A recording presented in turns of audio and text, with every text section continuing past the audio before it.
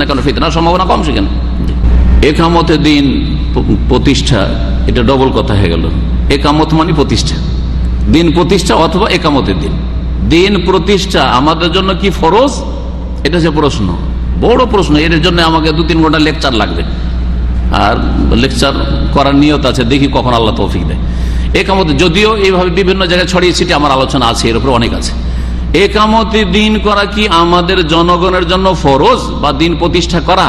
এই দিন প্রতিষ্ঠা মানে কি বুঝেছেন?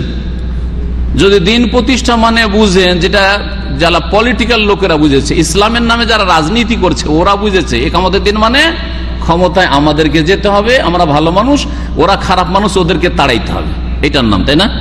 ক্ষমতা দখল করা। এটা যদি বুঝে থাকেন তাহলে মগজ ক্লিন করেন, আপনি গুমরাহি বুঝে রেখেছেন, ইসলাম বুঝেননি আপনি। একামতের দিন মানে ক্ষমতা দখল করা নয়, গদিতে যাওয়া নয়, নেতৃত্ব হাসিল করা নয়, ভালো করে বুঝে নেন। এই অপব্যাখ্যা করে হাজার হাজার লক্ষ লক্ষ নারী পুরুষকে গুমরাহ করেছে এই 2-3 জন স্কলার, যারা দুনিয়া থেকে চলে গেছে। জানি না আল্লাহ তাদের সাথে কি করবেন, আশা করি আল্লাহ মাফ করে, তাদের অনেক ভালো কাজ আছে, কিন্তু ইসলামের ভুল ব্যাখ্যা করে তারা জাতিকে গুমরাহ করে গেছে। একামতের দিন মানে ক্ষমতা দখল নয়। একামতের দিন, দিন মানে কি?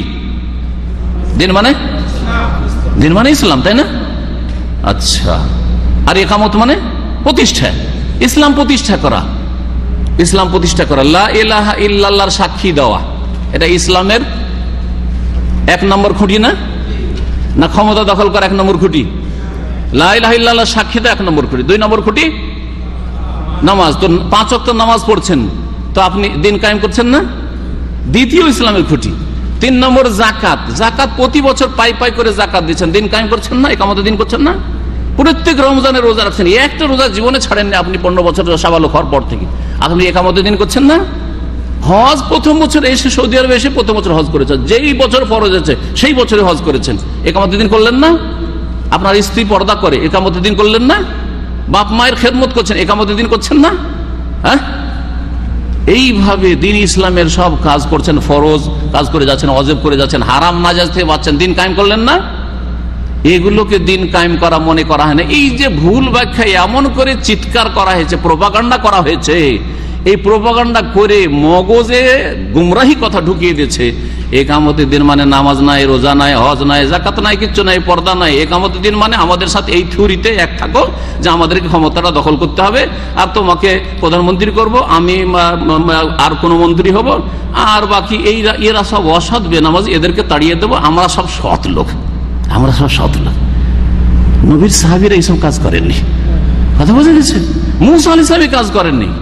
এখনই একটু আগে বললাম, মুসা আলাইহিস সালাম তো ওখানে তো ফেরাউন ধ্বংস ডুবে গেল, তো ফেরাউনের গদি তো খালি আছে, দৌড় দিয়ে গিয়ে গদিতে বসলেন না, তো বসেছেন না? ফিলিস্তিনে ফিরে আসলেন, বাপের দেশে, ওই দেশে যেতে হবে, ওইখানে যাওয়াটাই কিয়ামতের দিন। জি হ্যাঁ, কোনদিন মুসা আলাইহিস সালাম 1 মিনিটের জন্য গদিতে বসেনি, অথচ ফেরাউনের গদি একেবারে খালি, সেনাবাহিনী সব ধ্বংস হয়ে গেছে, হাজার হাজার ডুবে।